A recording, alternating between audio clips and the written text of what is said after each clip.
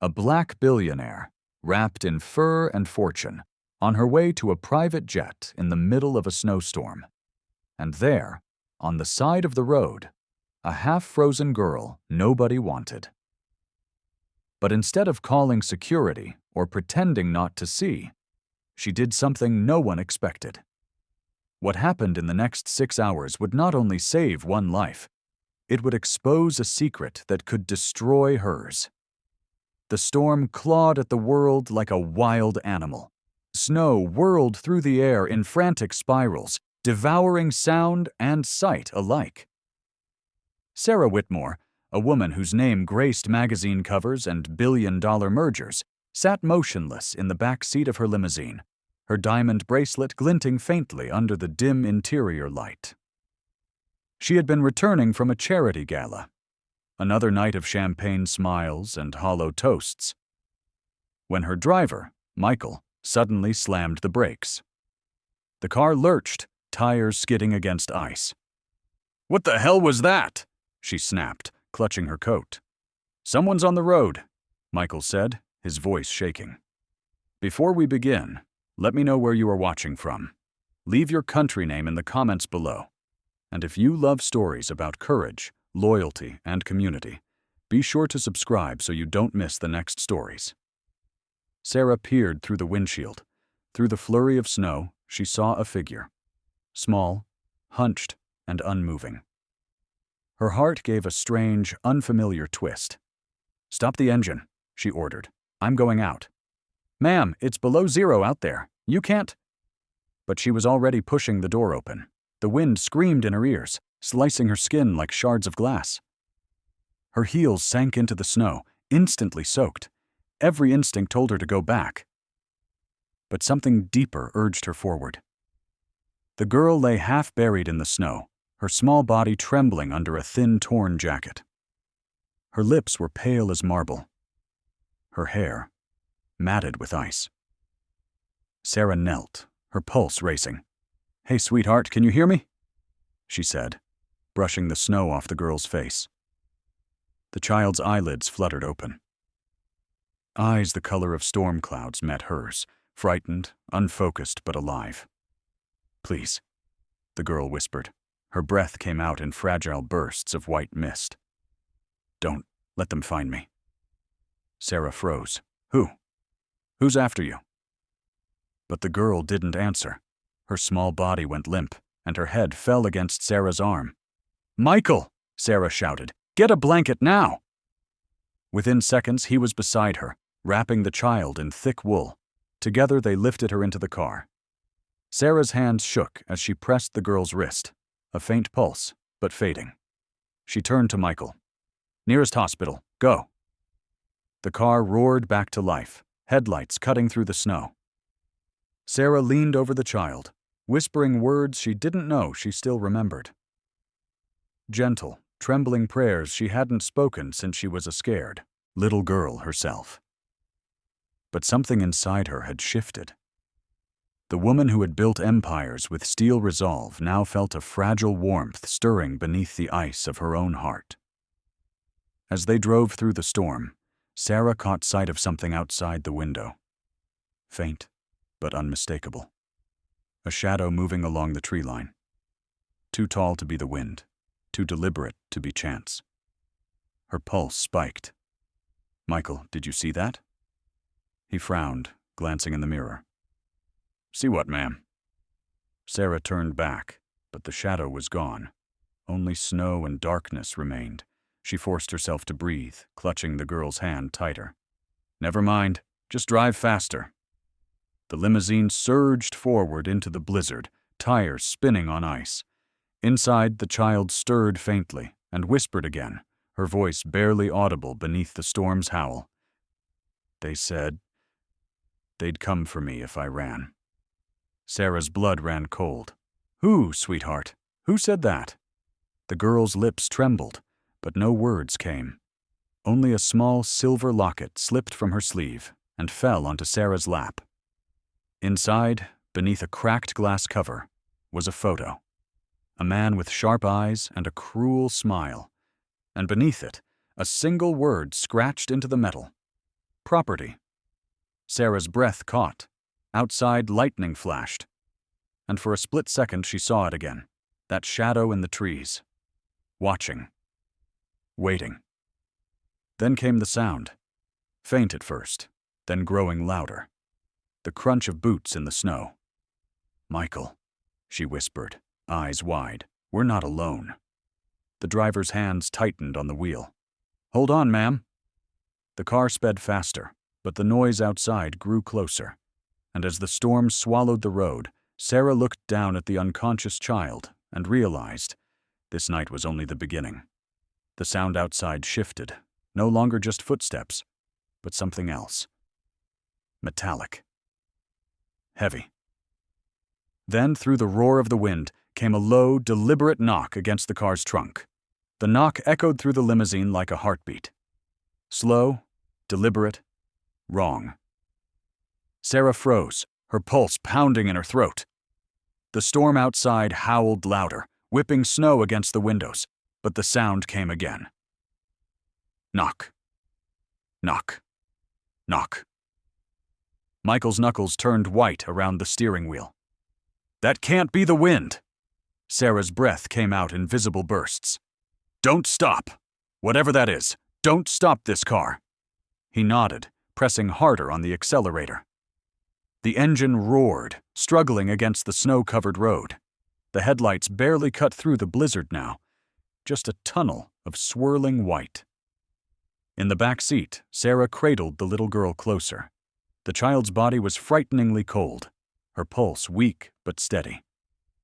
That small locket, property, engraved in steel, lay heavy in Sarah's palm. She stared at it, unease tightening her chest. It wasn't a toy. It looked like something from a facility.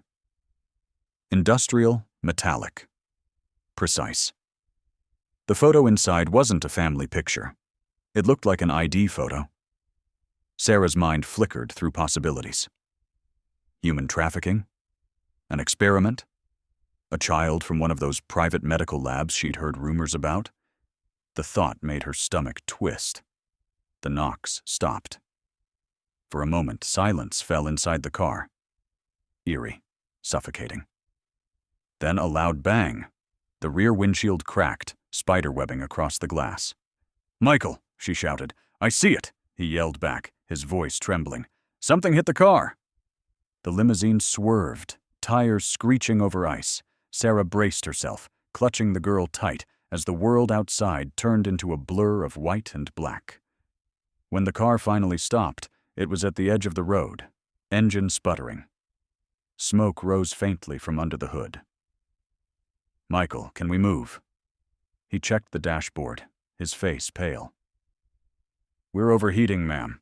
I can't push her more than a few miles before the engine gives out." Sarah looked out into the night. The forest loomed dark and silent, the kind of silence that didn't belong to nature. "We need to get to shelter," she said. "Somewhere warm before she—" "Ma'am," Michael interrupted quietly, pointing ahead. "There's a light."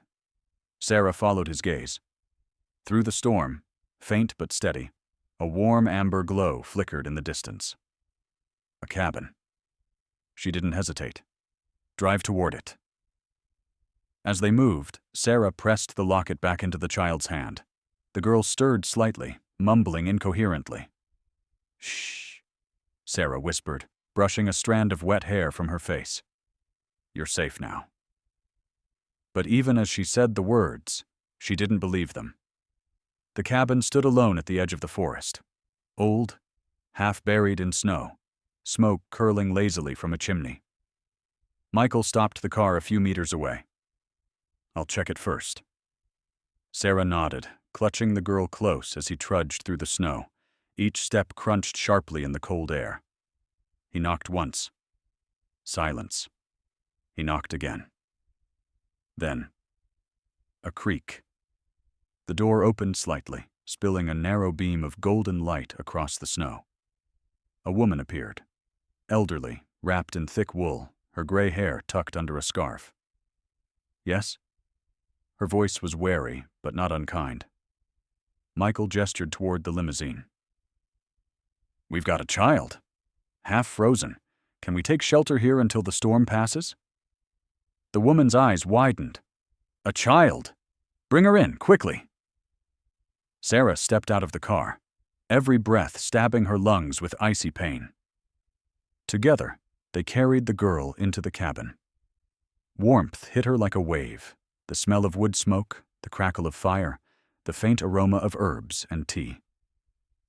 The old woman led them to a small cot near the hearth. Lay her here. Sarah did, gently.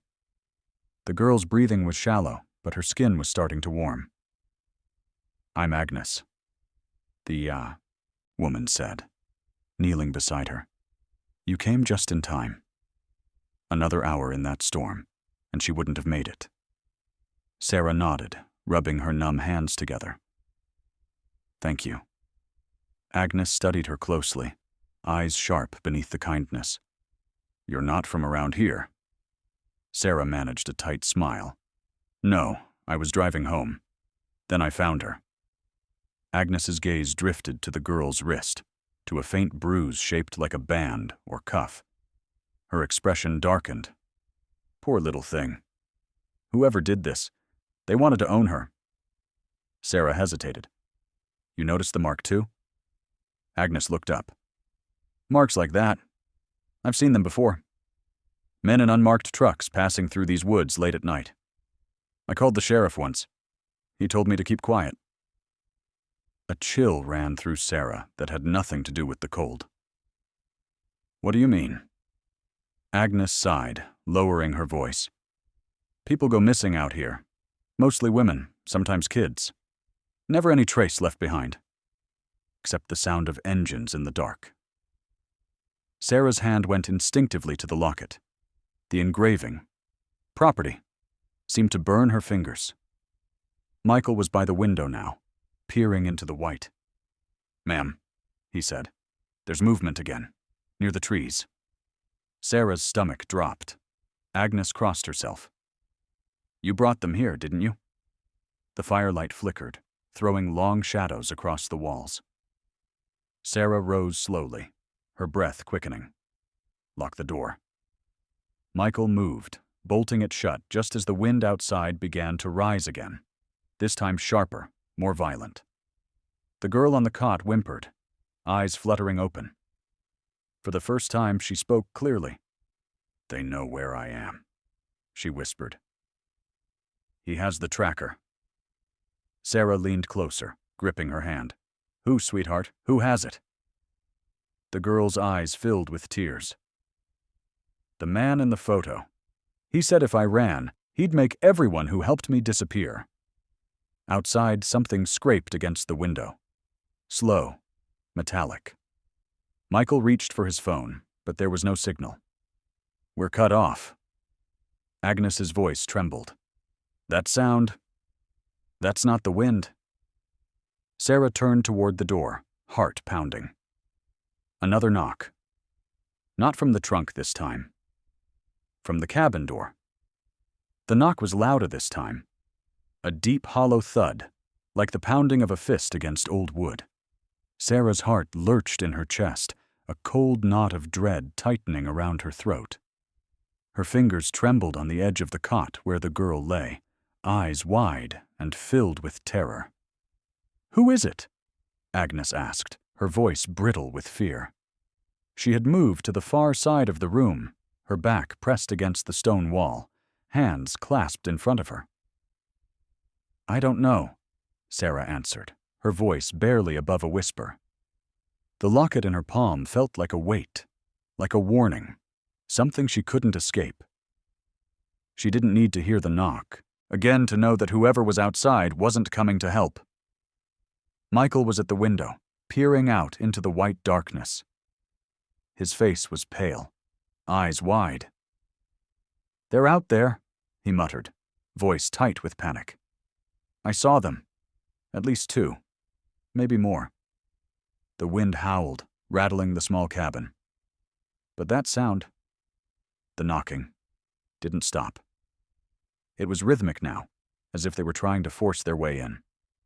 Sarah's chest tightened. She looked down at the girl. Her face was pale, lips blue, and yet there was something different about her. Something far darker. A kind of knowingness in those storm-gray eyes. "Please," the girl whispered. "Don't open the door. They'll take me. They'll take you." Sarah's mind raced. The man in the photo. The strange markings on the child's skin. The cold, mechanical certainty in her voice. It all pointed to something horrifying. Something no one could ignore. Agnes crossed the room to the hearth, her hands shaking as she reached for a large iron poker. "We have to hold them off. They won't stop until they have her." The knocking grew louder, more insistent. It was followed by a scraping sound, metal dragging across the ground. "Please," Sarah whispered, backing away from the door. "Tell me who they are." The girl squeezed her eyes shut, curling in on herself. "They're not men. Not really. They're—" She hesitated, as though struggling to find the right words. "Hunters." The word struck Sarah like a slap, and her thoughts spiraled. Hunters, not for game, but for people, for children. "They're coming for me," the girl said. "They always do." Suddenly, a voice, low and gravelly, boomed from the other side of the door. "Open up, Miss Whitmore." Sarah froze. Her name. The man knew her name. She turned toward Michael, her eyes wide with fear. "How do they know?" But Michael's face was ashen. He had heard it too. I don't know. Maybe they've been watching us?" Agnes gripped the iron poker with both hands. "Don't open the door. They've been hunting these woods for years. They won't stop. No one's ever come back once they've found their mark." Sarah could barely think. Her thoughts were a whirlwind of confusion, the walls of the cabin seeming to close in around her. She had built her empire with control, with strategy, with foresight. But this was something far beyond her comprehension. The voice outside grew colder. "We know you're in there. We know what you found." There was a low chuckle, deep and resonant, like a rumble of thunder. "It's too late to hide, Sarah. Open the door, and no one gets hurt." The girl on the cot began to shake. Her breathing was rapid, shallow, but there was a fierce glimmer of determination in her eyes. She clutched Sarah's wrist tightly, her fingers cold as ice. "They'll kill us all," she whispered. "You don't understand. They want to erase me. Erase you. Erase everything." Outside, a louder sound broke through the storm, the screech of metal against wood, the sharp crack of the doorframe splintering. "They're breaking through," Michael said, panic edging his voice. Agnes stepped forward, brandishing the poker like a weapon. "Get to the back. There's a cellar. We'll hide. It's our only chance." Sarah's heart hammered in her chest. Every instinct screamed at her to run, but the cold weight of the girl's grip on her wrist kept her rooted to the spot. "What do they want?" Sarah asked, her voice barely a whisper. The girl's eyes filled with unshed tears. "Me, my blood, my DNA. I'm not like you." Sarah's mind raced as she tried to understand. "What do you mean? What are you—" But the girl didn't answer. Her eyes flickered, and her grip on Sarah's wrist loosened. Then, in the blink of an eye, she passed out, her small body going limp once more. A deafening crash echoed through the cabin as the front door finally gave way. The wood splintered, and the dark figures outside poured in, tall, shadowy shapes with piercing, predatory eyes. There were 3 of them. Maybe more. All wearing black, their movements quick and fluid, unnatural. Sarah stumbled back, her heart racing as the figures advanced. Agnes swung the poker at one of them, but it was as if the man absorbed the strike, barely flinching. He reached for her with hands like iron claws. "Stop!" Sarah screamed, but it was too late. The figure grabbed Agnes by the arm and threw her across the room, the old woman hitting the wall with a sickening thud. "Where is she?" the leader of the group growled, his voice low and guttural, as if it had been scraped from the depths of his soul. He turned toward Sarah. "You don't know what you're dealing with, Miss Whitmore. She's not a child. She's an asset. A weapon." The locket in Sarah's hand burned, its metal cold and heavy. "She's not a weapon," Sarah said, her voice trembling, but her resolve hardening. "She's a little girl." The leader's eyes narrowed. "And you are in the way." Before she could react, one of the figures lunged toward her. The door slammed open with a violent crash, but not from the outside. The wind howled louder than ever before, and a blinding white light filled the room, pushing the figures back. A voice, clear and strong, rang out through the storm. "Let her go." The blinding light filled the room with an intensity that seemed to bend reality itself. Sarah's eyes slammed shut against the brightness, and the figures in black recoiled, hissing like creatures in the sun. For a moment, everything was chaos. The crackling of the fire, the howling wind outside, and the eerie, unnatural silence that followed. Then, like a weight lifted from her chest, the light softened. Sarah opened her eyes slowly, blinking to clear the spots from her vision. Standing in the doorway, bathed in a soft, golden glow, was a figure, tall, cloaked, and yet somehow more alive than the others. He was different. The leader of the shadowy figures snarled, his teeth bared. "You should not have come." The newcomer's voice was calm, but there was an unmistakable authority in it. "I don't care what you think." His gaze moved across the room, landing on Sarah, then shifting to the girl on the cot. He stepped forward, his presence filling the room like a storm cloud gathering before the rain. "I said, let her go," he repeated, more forcefully this time. The figures recoiled as though his words had struck them physically, their eyes flashing with a mix of fear and anger. You're not one of us," the leader spat. "You don't have the right." The man, no, the being, raised one hand, and the temperature in the room seemed to drop. The fire in the hearth flickered erratically before it burned brighter, its flames dancing wildly as though controlled by an unseen force. "I don't need the right," he said. "I only need the will." There was a sound like a sharp breath drawn in, and suddenly the figures were no longer standing at the door. They were crouched, on guard, their unnatural movements swift and lethal. The leader stepped forward, his eyes locked on the man in the doorway, hatred emanating from him like heat from a furnace. "You're a fool," he snarled. "She's ours. You can't take her." The man in the doorway didn't flinch. "You've made your mistake, and now you'll suffer for it." His voice was steady, unwavering, like a blade being drawn from its sheath. In a flash, the first figure lunged forward, but the man moved faster than a blink. He raised his hand, and the figure stopped midair, as though frozen in time. The room seemed to shift, the air thick with pressure. The figure's body jerked, caught in a snare that seemed to hold it against its will. With a single word, the man released it, and the figure crumpled to the ground, unconscious. Sarah gasped. She had never seen anything like this before. This level of control, this power. The remaining two figures hesitated, unsure whether to fight or flee. They seemed to growl, their forms shifting like shadows, but they did not move. The man did not even raise a finger. Instead, he turned to Sarah. "Are you all right?" His voice was gentle, a stark contrast to the raw power that crackled in the air. Sarah nodded, her voice barely a whisper. I think so. Who are you?"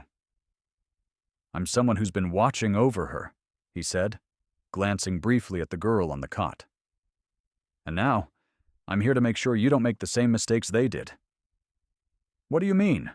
she asked, her confusion deepening. The man stepped into the room fully, closing the door with a force that made the cabin shake. He didn't seem to notice the storm outside, nor did he flinch when the wind howled. There was an unnatural stillness about him. "The girl you've found is not just a child. She's part of something much bigger. much darker than you can imagine. The people hunting her, they have plans, terrible plans. But they've made one mistake. And that mistake is? Sarah asked, her voice growing stronger despite the fear still gnawing at her. They underestimated the power of a mother's love. The man's eyes softened as he glanced toward the girl. And the power of someone who truly understands what it means to protect. Sarah's heart skipped. A mother's love? She looked down at the girl on the cot, who was now stirring slightly, her eyes fluttering open, hazy with exhaustion. The man nodded.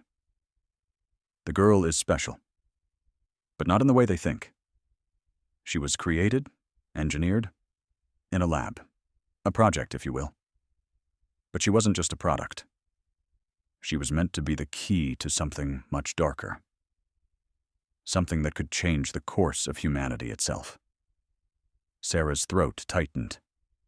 What do you mean by created? He hesitated before answering. She was a part of an experiment, one that merged human genetics with otherworldly forces, using ancient knowledge and modern science.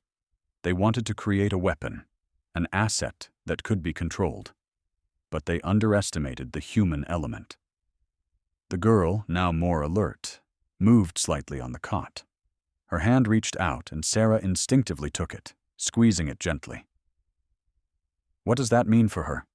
Sarah asked, her voice trembling with a mix of protectiveness and fear.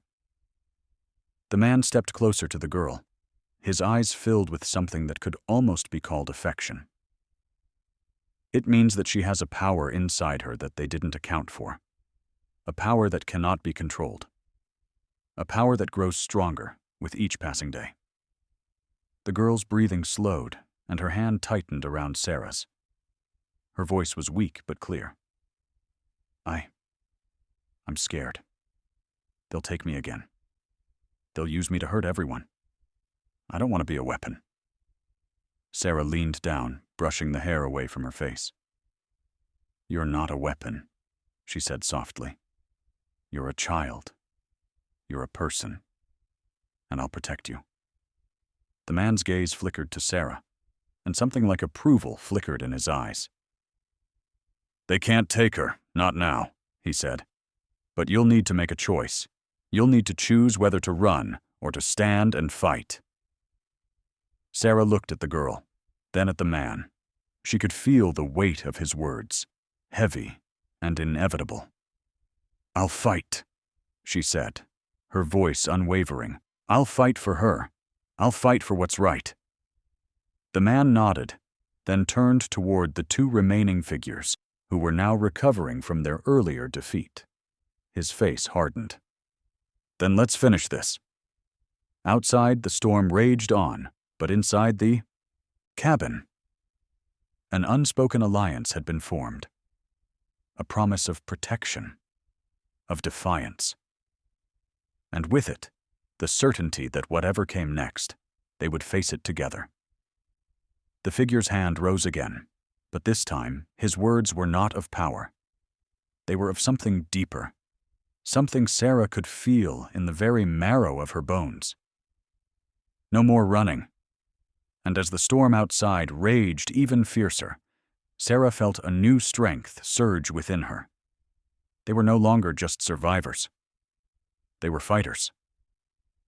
The storm outside seemed to lose its fury, as if it recognized the tension in the cabin, the calm before a storm of a different kind. Inside, the fire crackled steadily, casting flickering shadows across the walls. The figures in black still stood, recovering from the man's attack. But the air between them and Sarah had shifted. They were no longer predators. They were animals trapped in a cage. Sarah's heart pounded in her chest, her senses heightened. She stood between the man and the girl, her instinct screaming at her to protect.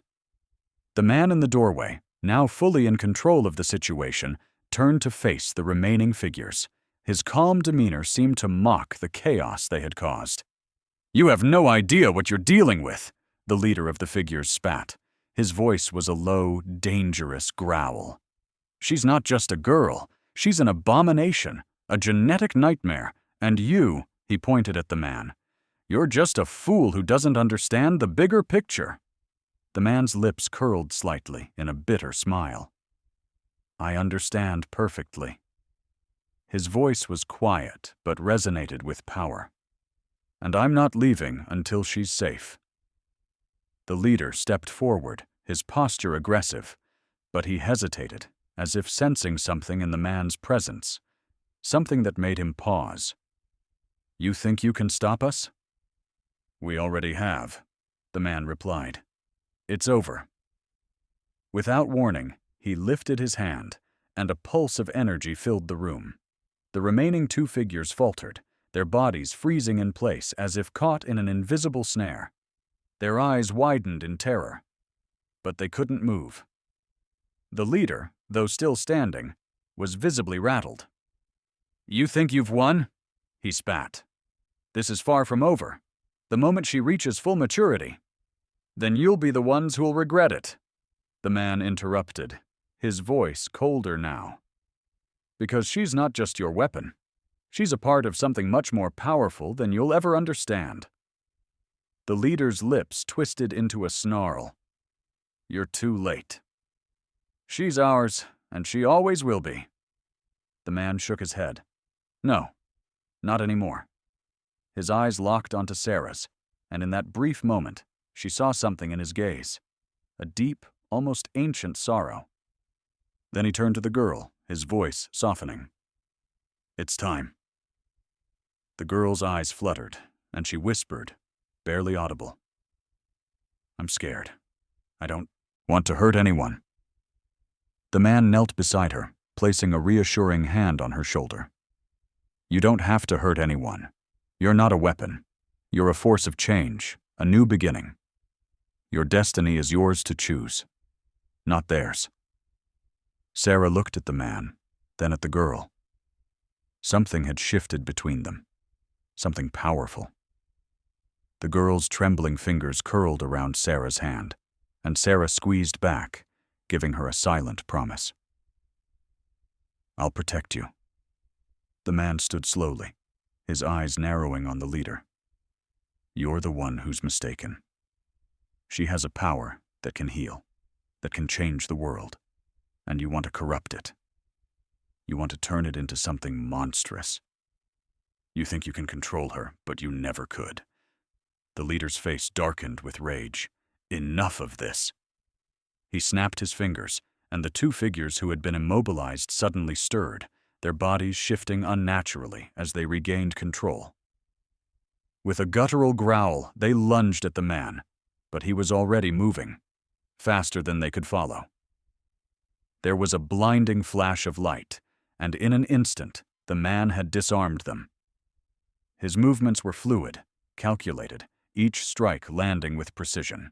He didn't seem to touch them, yet with each movement, they recoiled in pain, their bodies convulsing as if being electrocuted. Sarah watched, her breath held in awe. The power emanating from him was not of this world.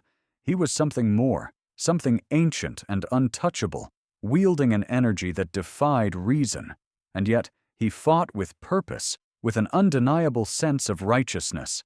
As the last of the figures crumpled to the ground, the leader let out a cry of frustration. "You'll regret this, all of you. You've only delayed the inevitable." The man approached him, his steps measured and calm. "No. The inevitable was your end, and now it's time to let her go." The leader snarled, pulling something from beneath his coat. A small device, almost like a detonator, but its purpose was far more sinister. He pressed a button, and a faint hum filled the room, the air vibrating with an ominous energy. "Do you really think we didn't plan for this?" he sneered. "The moment you break the seal, everything ends. You're not strong enough." The man's eyes widened for the briefest moment, then narrowed with cold fury. "What have you done?" The leader's lips curled into a smile. "A failsafe. If she doesn't return to us by the time the storm clears, we'll activate it.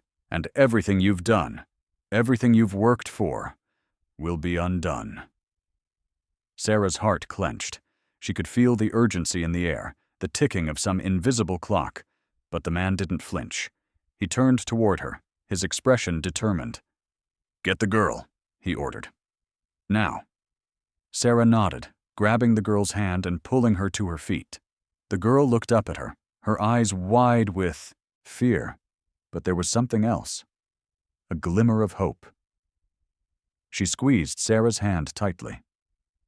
"I don't want to hurt anyone," the girl repeated, her voice trembling.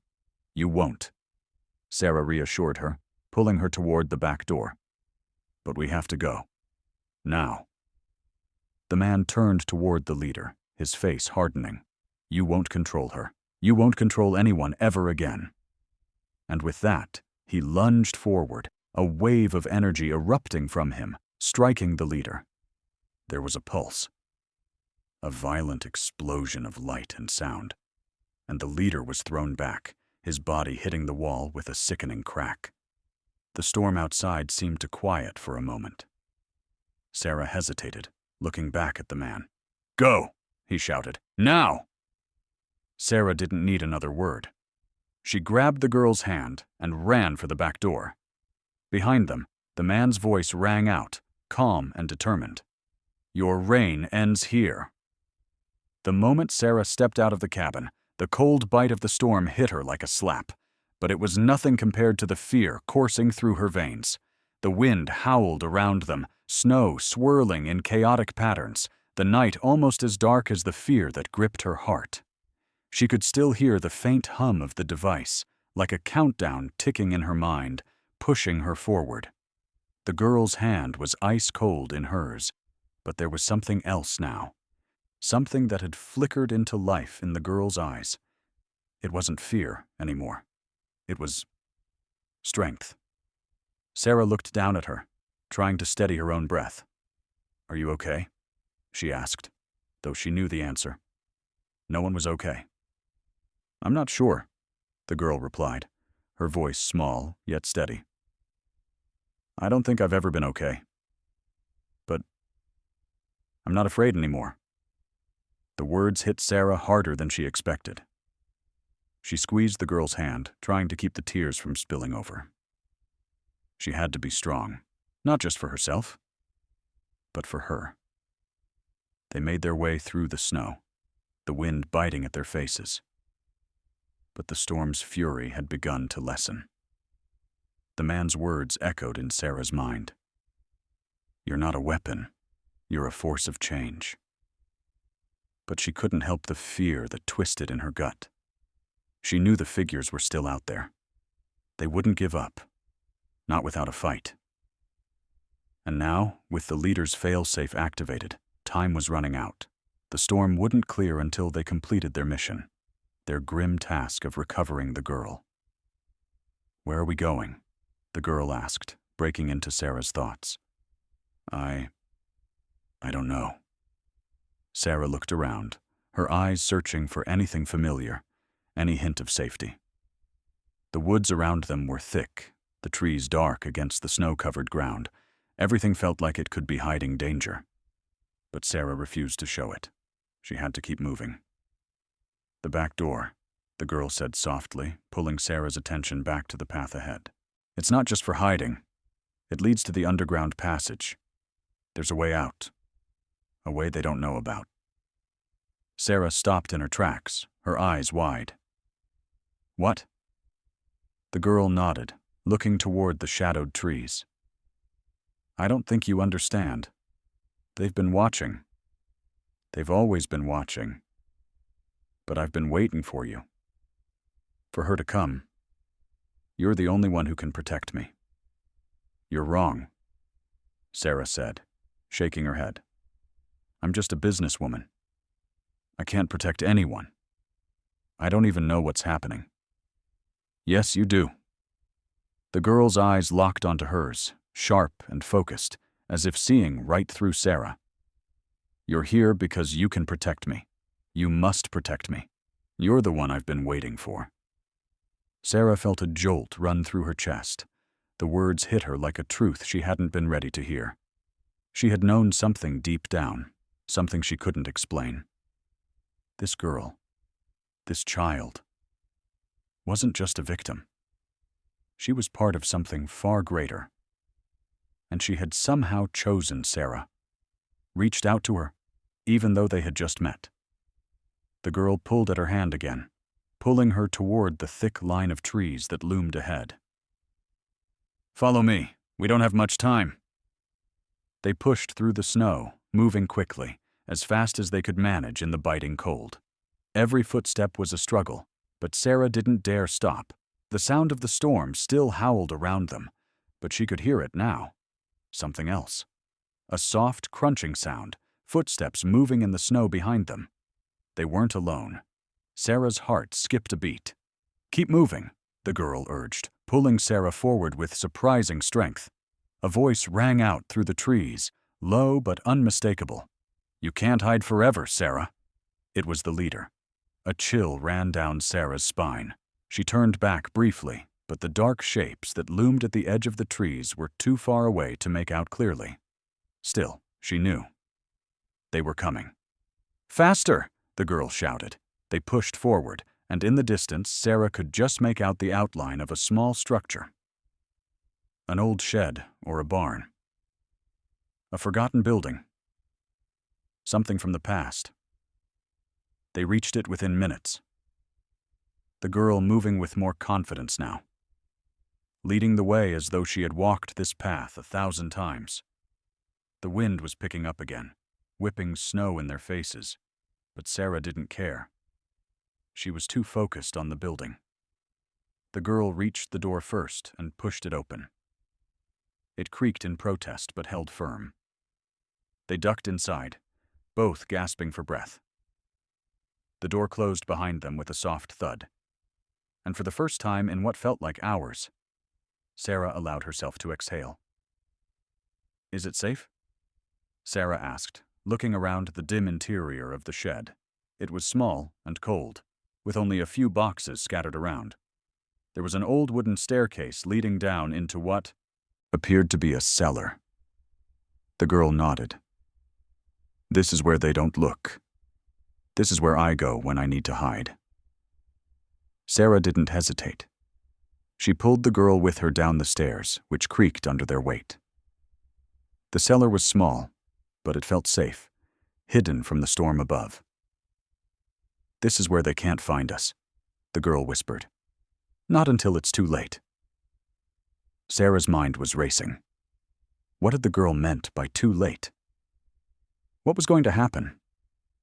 Was the device the leader activated going to destroy everything, or was there still time to stop it? But before she could ask, a new sound broke the stillness. A sharp crack, followed by a soft thud. A shadow moved across the cellar window. "They're here," the girl said softly. Sarah's heart pounded in her chest as she looked toward the stairs. The figures were closing in. The girl stepped forward, her small frame illuminated in the dim light. She stood tall now, no longer afraid. She had a quiet strength that Sarah had seen earlier, and it was burning brighter than ever. "We're not hiding anymore," the girl said firmly, her voice steady. "It's time to finish this." Sarah felt the weight of her words. It wasn't just about escape.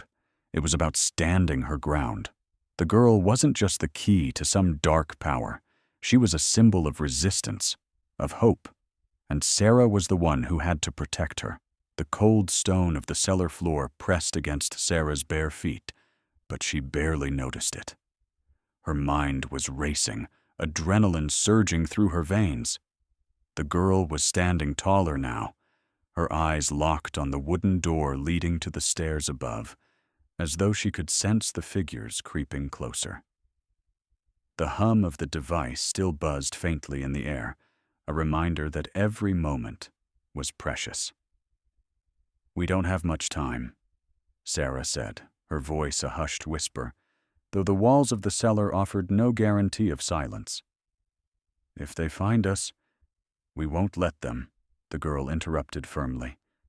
There was something otherworldly in her voice now.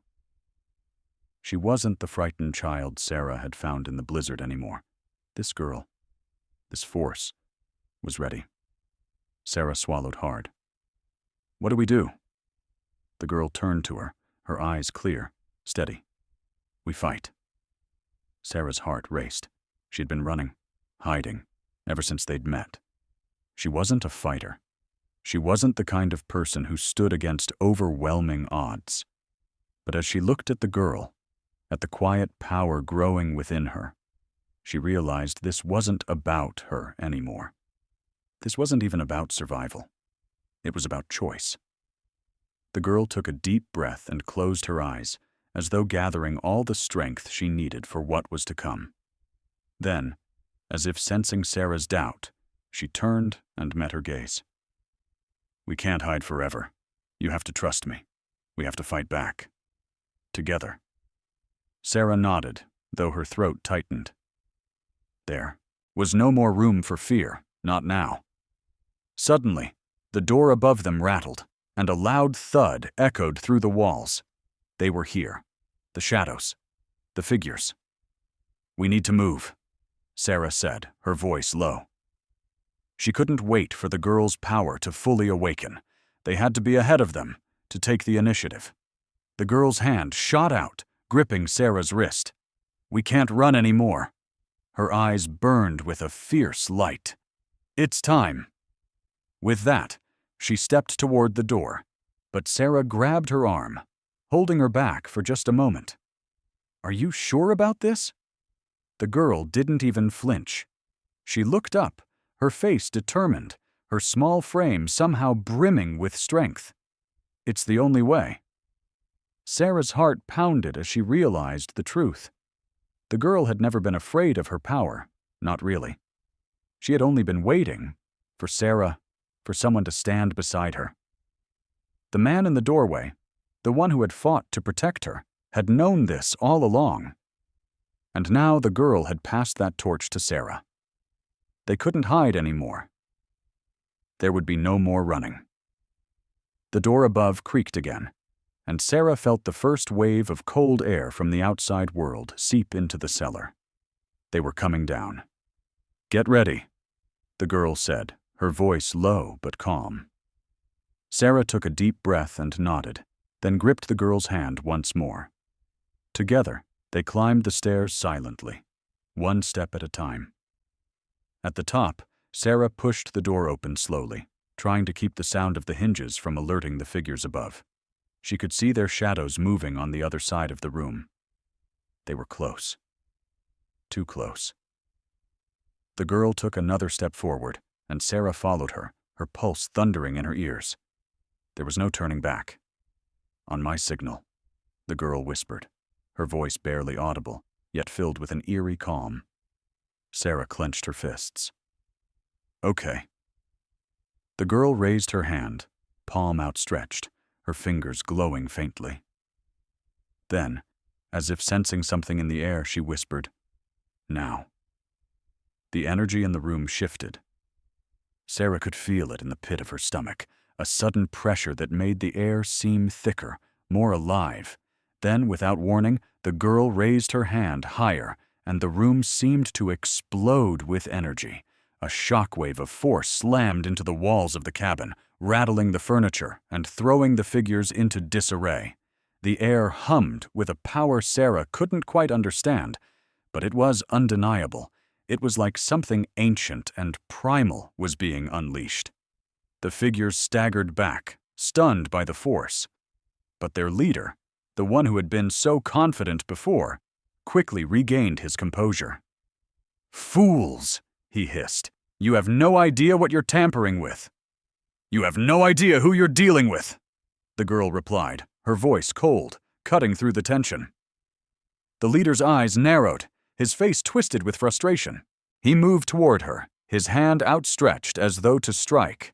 But the girl was faster. She raised both hands, and the force of the energy surrounding her surged forward like a tidal wave.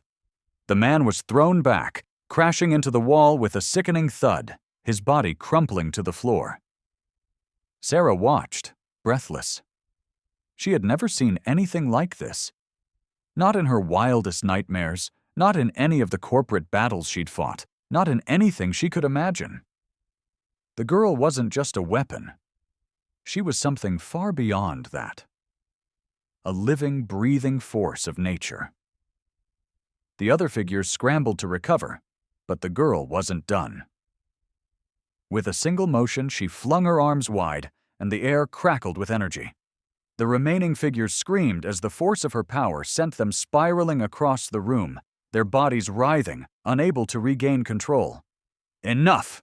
The leader rasped from the floor, his voice full of venom. "You can't protect her. She's not yours," Sarah interrupted, stepping forward. She was no longer afraid. Not of him. Not of any of them. She never was. The girl turned toward Sarah, her face glowing with determination. "We're done running?" For the first time, the leader's eyes flickered with doubt, his mouth closing as he realized the truth. Sarah stepped forward, her voice unwavering. "We'll stop you. Whatever it takes."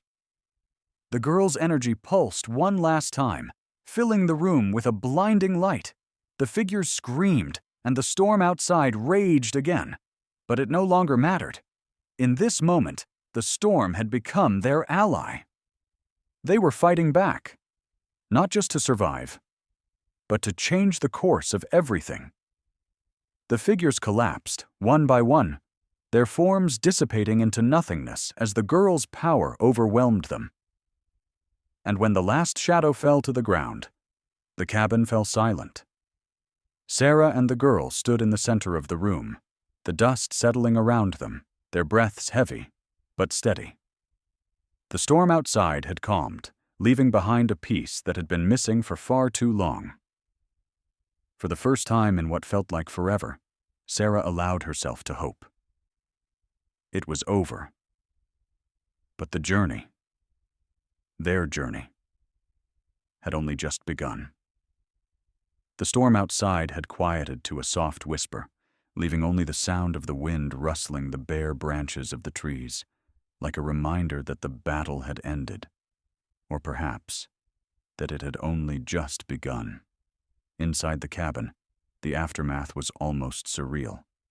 The once intense energy had faded, and the only thing left in its wake was the girl, standing tall and steady, her hands still glowing faintly as if holding on to the remnants of the power that had consumed the room. Sarah felt the weight of everything they had been through, the horror, the fear, the unknown. But now, standing in this moment of quiet, she could finally exhale. The danger had passed. Or had it? "You did it," Sarah whispered, more to herself than to the girl. The girl didn't respond at first, her eyes searching the room as if looking for something. Then finally, she turned to Sarah, a faint, almost fragile smile tugging at the corners of her lips. "We did it." Sarah's heart skipped. This wasn't just the girl's victory, it was theirs. The bond between them, forged in fire and danger, was real. And for the first time since they had met in the blizzard, Sarah realized she wasn't alone. The girl's gaze softened, the intensity in her eyes calming. "But this is just the beginning." Sarah nodded, her throat tightening. She knew the girl wasn't talking about the fight with the figures. She wasn't talking about the storm. The battle was over. But the war, the greater war, was still to come. "Where do we go now?" Sarah asked, her voice steady but laced with uncertainty. "What happens now?"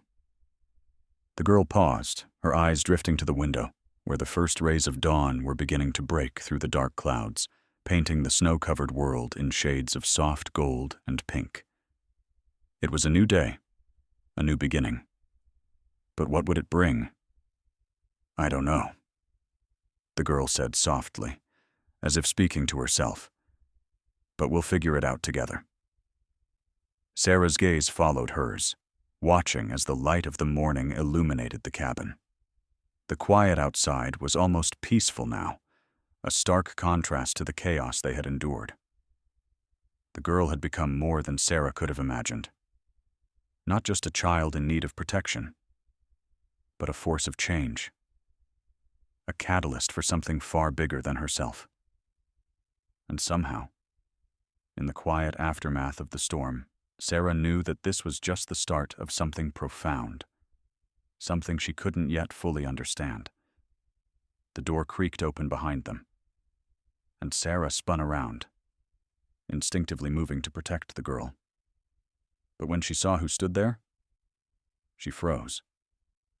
The man, the one who had fought to protect them, who had pushed them to this point, stood in the doorway, his eyes still intense but filled with something softer now.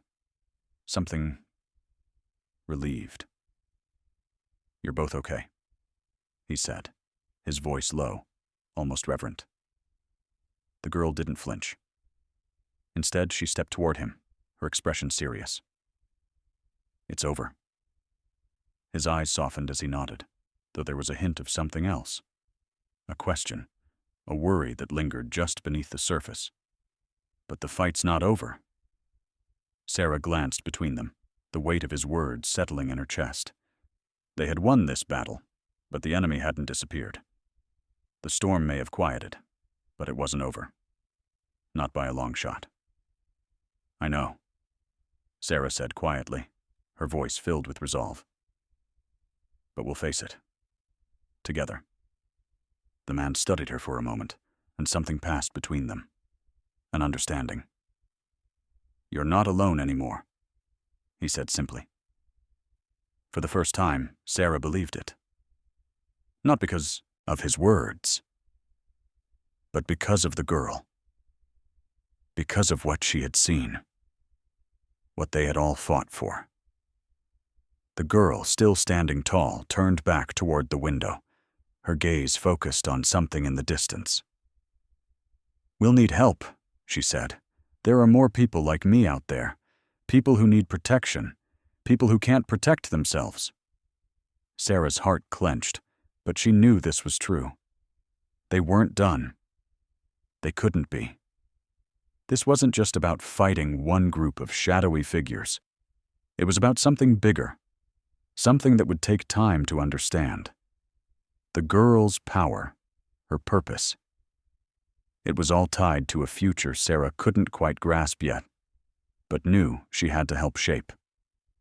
"What do we do now?" Sarah asked again, her voice stronger this time. She was no longer waiting for someone to tell her what the next step would be. She was ready to make that choice herself. The man stepped forward, joining them at the window, and he nodded slowly. "We prepare. We gather the right people, the ones who can help you protect her. We can't let this power fall into the wrong hands again." Sarah turned to the girl, her heart full of questions, of wonder, but also fear. What was to come? What would they face next? But the girl didn't seem afraid. She was resolute, a force of nature in her own right. "We will make a new world," the girl said softly, her eyes looking past the horizon, as if seeing something no one else could. "A world where people like me aren't used. Where we're free." And in that moment, Sarah knew that this wasn't just about survival anymore. It was about change. About standing up, not for herself, but for something much bigger, for the girl, for the future, for the world that needed them both. "Then we'll build it," Sarah said, a fierce determination filling her voice. "One step at a time, together." The man stepped back, a small but approving smile tugging at the corners of his lips. "Then let's begin." And as the sun rose higher, casting light over the broken world that surrounded them, they knew that the fight had only just begun. But no matter what came next, they were ready.